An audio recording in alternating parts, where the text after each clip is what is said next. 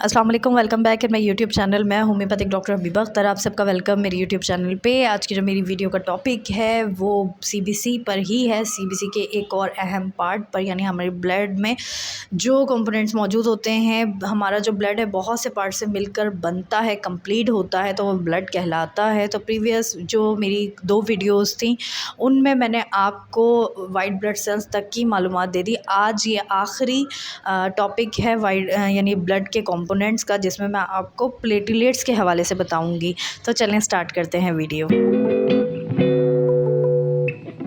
Platelets का एक और नाम होता है जो हम पहले कहते थे, अब इसको चेंज करके प्लेटलेट्स रख दिया गया है। थ्रोम्बोसाइट्स हम इनको कहते हैं। थ्रोम्बो के मतलब होते हैं जमना, कोई चीज़ जम जाना, और साइट्स का मतलब होता है सेल्स। तो इसीलिए थ्रोम्बोसाइट्स यानी जमाने वाले सेल्स जो कि ब्लीडिंग होने नहीं देते। और हमारी बॉडी में जैसे कोई इंटरनल ब्लीडिंग हो रही हो या कोई एक्सीडेंट हुआ है, कोई इंजरी हुई है जिसकी वजह से बहुत ज़्यादा ब्लीडिंग हो रही है, तो थ्रोम्बोसाइट्स जो होते हैं या प्लेटलेट्स जो होते हैं वो फ़ौरन एक्टिव होते हैं और वो ब्लड को क्लॉट करना शुरू कर दें, जमाना शुरू कर दें। जैसे अगर मेरे यहाँ पर इंजरी हुई है और ब्लीडिंग हो रही है, जो प्लेटलेट्स हैं वो आगे यहाँ पर अपना वर्क करना शुरू कर देंगे और यहाँ पर ब्लड को जमा देंगे, जिसकी वजह से ब्लीडिंग स्टॉप हो जाएगी, ब्लीडिंग नहीं हो पाएगी। तो थ्रोम्बोसाइट्स यानी कि प्लेटलेट्स का हमारी बॉडी में बहुत अहम रोल प्ले होता है। अगर हमारे ब्लड में ये मौजूद ना हो या इसकी डेफिशिएंसी हो तो बहुत ज़्यादा हमारी बॉडी से ब्लड का लॉस हो सकता है। हम सीवियर कंडीशन तक जा सकते हैं और अगर बहुत ही ज़्यादा ब्लड लॉस हो जाए तो डेथ भी कॉज हो जाती है। क्योंकि हमने प्रीवियस जो वीडियोस पढ़ी जिसमें मैंने आपको आरबीसीज़ के बारे में बताया, तो आरबीसीज़ ही जो होते हैं हमारे ऑक्सीजन को हमारी होल बॉडी में पहुंचाते हैं। तो अगर ब्लड का लॉस होगा यानी आरबीसीज़ का भी लॉस होगा, हीमोग्लोबिन का भी लॉस होगा, जिसकी वजह से क्या होगा, डेथ कॉज हो जाएगी। अगर हमारी बॉडी में जो प्लेटलेट्स का लेवल है वो बढ़ जाए, ये जो कंडीशन होती है बहुत ही ज़्यादा रेयर होती है। और अगर सम टाइम थोड़े बहुत ज़्यादा आ रहे हों प्लेटलेट्स तो वो ज़्यादा मैटर नहीं करते। लेकिन अगर बहुत ही ज़्यादा हो रहे हैं प्लेटलेट्स हमारी बॉडी में, तो वो स्ट्रोक का बाइस हो सकते हैं, क्योंकि हमारी ब्लड वेसल्स में ब्लड जमना शुरू हो जाता है, क्लॉट के फॉर्म में आ जाता है, सही से सर्कुलेट नहीं हो पाता, जो कि स्ट्रोक, हार्ट अटैक और डिफरेंट ऐसी कंडीशंस का बाइस, हेमरेजेस वगैरह का बाइस हो सकते हैं। तो अगर हमारी बॉडी में यानी प्लेटलेट्स का लेवल ज़्यादा हो जाए, जैसे कि मैंने कहा बहुत ही कम होता है, एक रेयर कंडीशन है ये, तो उसकी वजह से ये उसकी 2 वजूहात हो सकती हैं।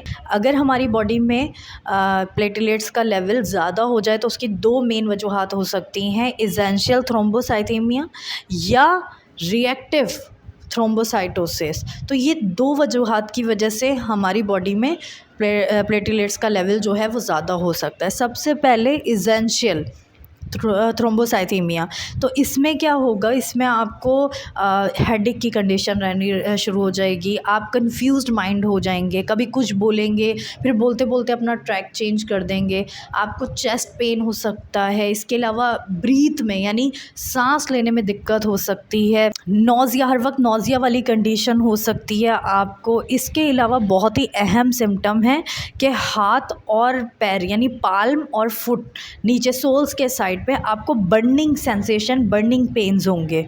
फटिग वाली कंडीशन हो सकती है, हर वक्त आपको वीकनेस लगेगी, आप अपने आप को बिल्कुल भी फ्रेश नहीं लगेंगे। तो ये तो बात हो गई एसेंशियल थ्रोम्बोसाइथेमिया की। अब जो सेकंड है इसके टाइप वो है रिएक्टिव थ्रोम्बोसाइटोसिस। रिएक्टिव थ्रोम्बोसाइटोसिस है यानी प्लेटलेट्स अगर रिएक्टिव थ्रोम्बोसाइटोसिस की वजह से बढ़ा है तो इसमें क्या अलामात हो सकती हैं, ब्लड लॉस हो सकता है, ये अलामात मैं आपको बता रही हूँ, ब्लड लॉस हो सकता है। इसके अलावा कैंसर में, इन्फेक्शियस में किसी न किस्म का इन्फेक्शन हो सकता है जिसकी वजह से हो सकता है। अगर स्प्लीन का ऑपरेट हो चुका है, स्प्लीन निकाल दी गई है, हीमोलाइटिक एनीमिया, ये ऐसा डिसऑर्डर है जो कि ऑटो इम्यून डिसफंक्शन की वजह से होता है। इसके अलावा इन्फ्लामेटरी डिसऑर्डर जैसे कि रूमेटाइटिस आर्थराइटिस या सर्कोइडोसिस। सर्कोइडोसिस को मैं अपनी प्रीवियस वीडियो में जो वाइट ब्लड सेल्स में थी उस पर मैं डिफ़ाइन कर चुकी हूँ। लेकिन अगर आप एसेंशियल थ्रोम्बोसाइथेमिया से सफ़र कर रहे हैं। तो इसके अगर कॉज की अगर मैं बात करूं तो इसका कोई भी कॉज अभी तक सामने नहीं आया है, लेकिन सर्च बेस पे ये बात हुई है कि हो सकता है ये जो कॉज है वो जीन्स से मिला हो। तो अगर ये चीज़ आपके जीन्स में है तो आपका जो बोन मैरो है वो और ज़्यादा प्रोड्यूस करेगा मेगा कैरियोसाइट्स, ताकि वो प्रोड्यूस कर सके प्लेटिलेट्स को। जितने ज़्यादा मेगा कैरियोसाइट सेल होंगे उतनी ही ज़्यादा प्लेटिलेट्स प्रोड्यूस होंगे। अब हम बात करेंगे अगर हमारे ब्लड में जो प्लेटिलेट्स की तादाद है वो कम हो जाए, जिसको हम कहते हैं थ्रोम्बोसाइटोपिनिया। अच्छा, साइट्स का मैंने आपको बता दिया, सेल्स की टर्म है।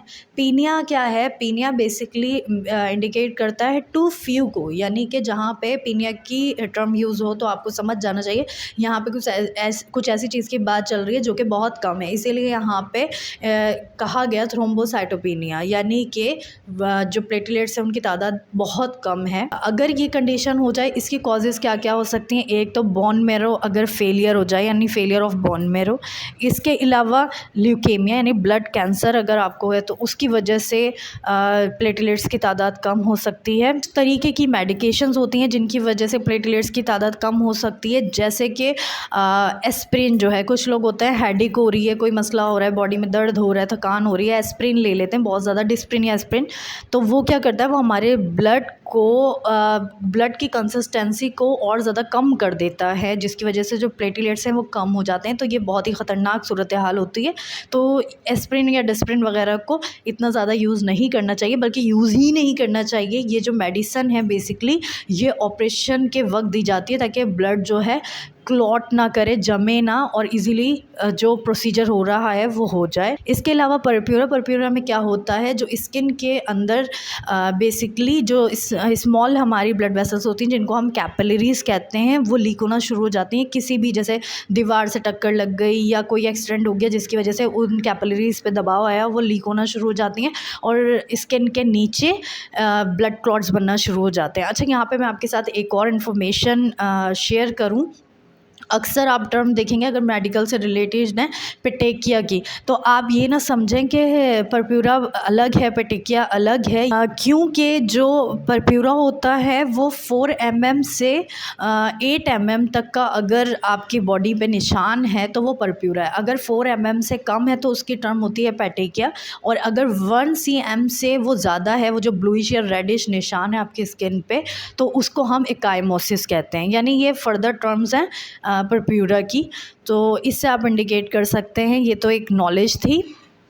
अब हम बात करते हैं इसके सिम्टम्स पे, यानी कि अगर आपकी बॉडी में प्लेटलेट्स की तादाद कम हो जाती है तो आप किन किन चीज़ों से सफ़र कर सकते हैं। आप सीवियर ब्लीडिंग, अगर कोई कट लगा है आपकी बॉडी में और प्लेटलेट्स की तादाद कम है तो उस कट में नॉर्मल से ज़्यादा ब्लीडिंग होगी।